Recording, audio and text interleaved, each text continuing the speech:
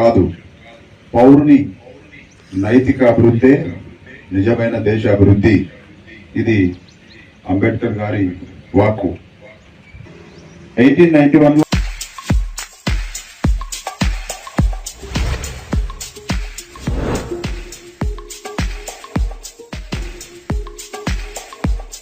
మంచిర్యాల జిల్లా గుడిపేట సాయుధ దళ 13వ పటాలంలో భారత రాజ్యాంగ నిర్మాత భారతరత్న డాక్టర్ బిఆర్ అంబేద్కర్ 134వ జయంతి సందర్భంగా పటాలం సిబ్బంది, అధికారులు అంబేద్కర్ చిత్రపటానికి పూలమాలలు వేసి ఘనంగా నివాళులర్పించారు. ఈ సందర్భంగా పటాలం కమాండెంట్ పి వెంకట్రాములు మాట్లాడుతూ అంబేద్కర్ సామాజిక న్యాయం, సమానత్వం కోసం చేసిన కృషి మరువలేనిదని, ఆయన అందించిన రాజ్యాంగం మూలంగా నేడు ప్రతి పౌరుడికి సమాన హక్కులు లభించడం ఆయన కృషి ఫలితం అన్నారు. సామాజిక సంస్కర్తగా ఆయన చూపిన మార్గంలో ముందుకు సాగాలని, ఆయన ఆశయాలను గుర్తుంచుకోవాలని, ఆయన ప్రజల కోసం పాటుపడ్డ తీరును ఆదర్శంగా తీసుకొని అనుసరించాలని తెలిపారు. ఈ కార్యక్రమంలో పటాలం సహాయ కమాండెంట్ ఆర్ నాగేశ్వరరావు, అధికారులు, సిబ్బంది పాల్గొన్నారు.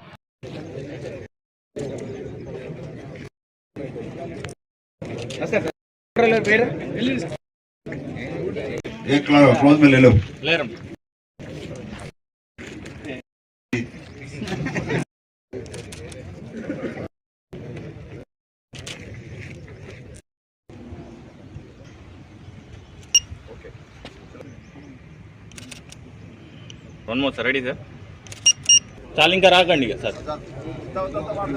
Sir ready. ఓకే. ఈరోజు శ్రీ బాబాసాహెబ్ అంబేద్కర్ గారి జయంతి శుభాకాంక్షలు.